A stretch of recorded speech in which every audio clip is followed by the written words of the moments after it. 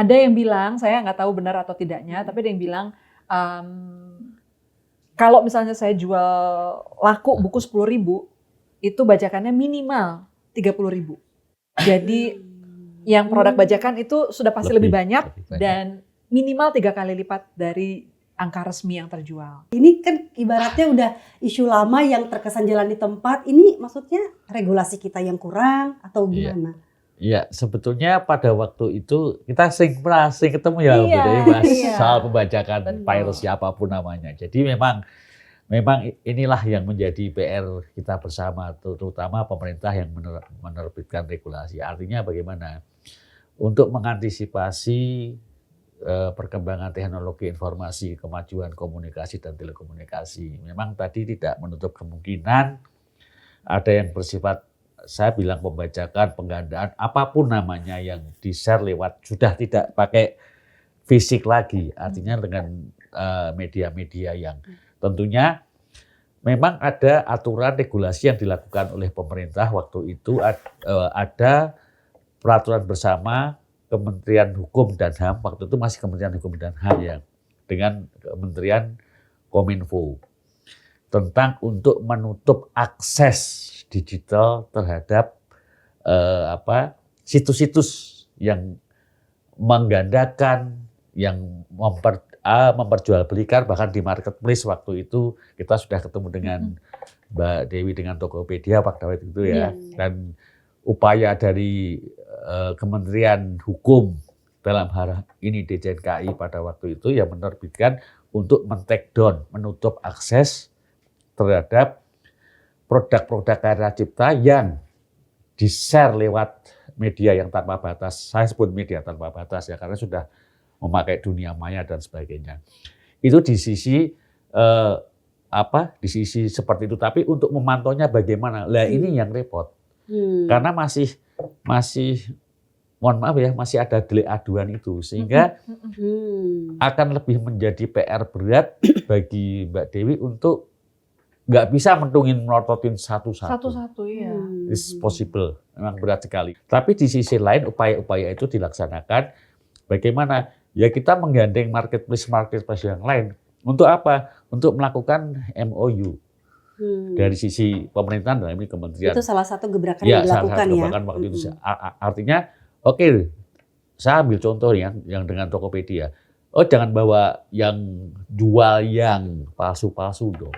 Dia kasihan penulis, capek nih karya tulis, kreativitas dan sebagainya. Tadi sebut ada editor, ada yang mendesain grafis covernya dan sebagainya. Artinya kan ekosistemnya jadi terganggu dengan hal itu.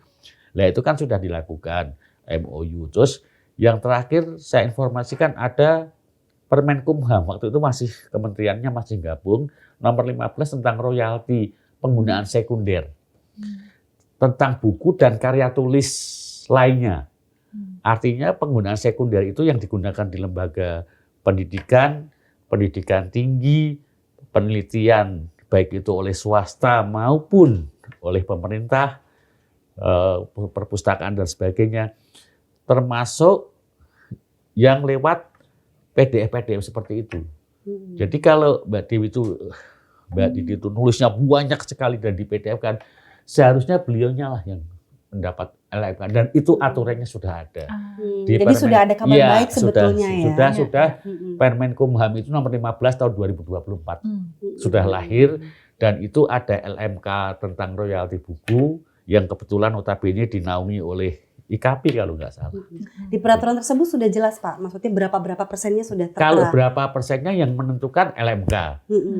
Karena di aturan itu LMK menetapkan besaran royalti yang harus diterima oleh penulis baik yang lewat digital maupun tidak. Ini ada polling nih Pak nih, kita mau baca dulu ya, Mbak Di juga.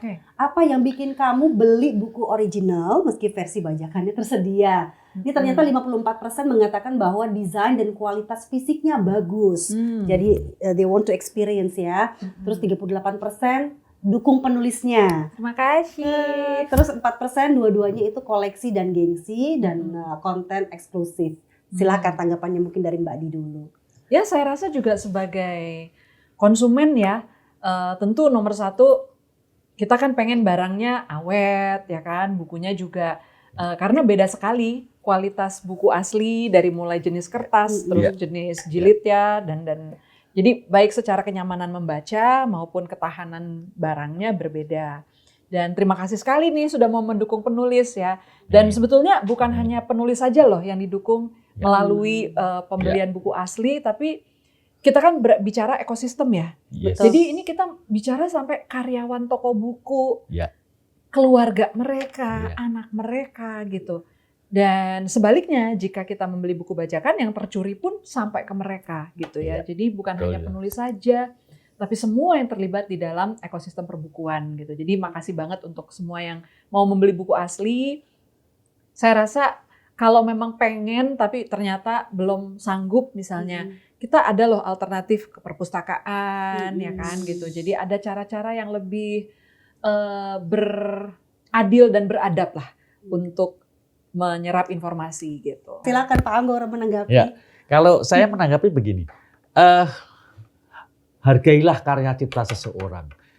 Dan ada ada fatwa MUI penggunaan barang bajakan itu haram. Artinya dengan berbasis itu tolong please sadar, hormatilah karya cipta seseorang. Benar apa yang dikatakan Mbak Dewi, di situ ada ekosistem, orang yang ngedit, ada keluarga, ada toko buku, ada yang jaga. Jadi pikir berulang-ulang kali ya, Bapak Ibu teman-teman yang mau beli bajakan gitu. Ada rentetan orang-orang di belakang yang dirugikan juga gitu. Nah ini Kak Dewi kita balik lagi ya, bicara soal ekosistem. Nah untuk mendukung experience ekosistem mungkin Kak Dewi bisa cerita. Jadi memang setiap kreator ya tentu akan selalu mencoba berinovasi ya gitu. Dan ada beberapa ya terobosan ataupun eksperimen yang pernah saya lakukan. Misalnya ketika saya bikin recto verso, itu ada 11 cerpen, jadi ada bukunya, tapi juga ada 11 lagu. Jadi ada albumnya, sehingga ketika orang membaca itu mereka tagline-nya ya, mendengar ceritanya dan membaca lagunya gitu loh. Jadi itu recto verso merupakan satu pengalaman yang utuh. Nah, menurut saya itu juga menjadi experience yang sulit untuk dicapai ketika barangnya dibajak gitu kan. Karena ini kan satu kesatuan yang utuh nih gitu, antara lagu, album, termasuk visualnya di dalam, ada ilustrasi dan sebagainya. Itu satu. Atau ketika saya bikin Rapi Jali gitu. Saya bikin serial Rapi Jali, lalu saya bikin juga book soundtrack-nya gitu ya. Dan ini juga ada pengalaman yang berbeda. Atau ketika saya nulis Aroma Karsa, sebelum diterbitkan dalam bentuk buku, dia menjadi cerbung digital dulu. Dan itu kita baca secara komunal, bacanya bareng-bareng. Jadi mereka juga dapat experience gimana baca cerita bersama penulisnya. Nah, inilah pengalaman-pengalaman yang menurut saya ya bisa dipikirkan oleh para kreator sehingga tulisan saya tuh bukan cuma cetakan tinta di kertas loh gitu, tapi juga ada experience yang lebih dari situ. Apalagi jika kemudian karya-karya itu diadaptasi misalnya, jadi ada film dan sebagainya. Dan ini teralami oleh filosofi kopi ya, bahkan sampai kafenya pun ada. Jadi ketika orang mau nyoba kopi tiwus sebagaimana yang ada di dalam filosofi kopi, ternyata ada gitu, bisa dibeli nih gitu di kedainya gitu ya.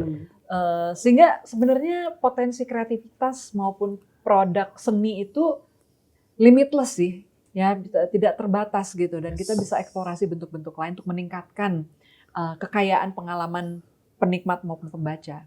Jadi nggak cuma experience bacanya aja, kayak semua indera ya, semua indera, iya betul. Dan juga supaya si semesta ceritanya tuh betul hidup dan merasuk ke dalam pembaca gitu ya. Emang beda ya bicara sama penulis. Langsung kita dibawa ke negeri di atas awan nih. Pak Anggoro, kalau bicara soal tadi adaptasi ya, kita contohnya yang filosofi kopi tadi, dukungan dari pemerintah sendiri bagaimana? Oke, memang tidak menutup kemungkinan ya suatu karya apapun, biasanya karya tulis sih, entah itu cerpen, novel atau saya bilang susastra di bidang karya tulis lah, literasi. Saya sebetulnya tidak menggunakan istilah di Undang-Undang Cipta ada adaptasi ya. Adaptasi dalam bentuk film, dalam bentuk, tapi saya bicara bahasa umum aja, diaplikasikan di film atau mungkin di sini kedai filosofi kopi. Iya. Jadi ini bisa dibentuk pelindungannya pemerintah terhadap aplikasi tersebut, baik itu di MOOC, di karya sinema, terus di kaos mungkin, di baju, di kedainya sendiri sebagai jasa penyediaan makanan dan minuman dengan merek kedai kopi itu. Nah, Mbak Dewi, kalau respons pembaca sendiri dengan model seperti ini gimana yang Mbak Dewi terapkan? Respons dari para pembaca? Mereka memang gimana ya, kalau ngelihat di Lestari itu kayak udah satu paket ya. Jadi memang saya itu bukan cuma penulis, tapi ada penyanyi dan pencipta lagu gitu kan. Jadi kadang-kadang mereka sudah expect kalau dari di Lestari itu pasti biasanya nggak cuma tulisan doang nih, ada sesuatu yang minimal lainnya, lagunya gitu ya. minimal lagunya. Jadi kadang-kadang udah nagih. Misalnya saya ngeluarin buku apa, nanti ada lagunya nggak Mbak? Ada filmnya nggak Mbak? Atau kemudian saya ngeluarin album solo, nanti ada bukunya nggak? Gitu.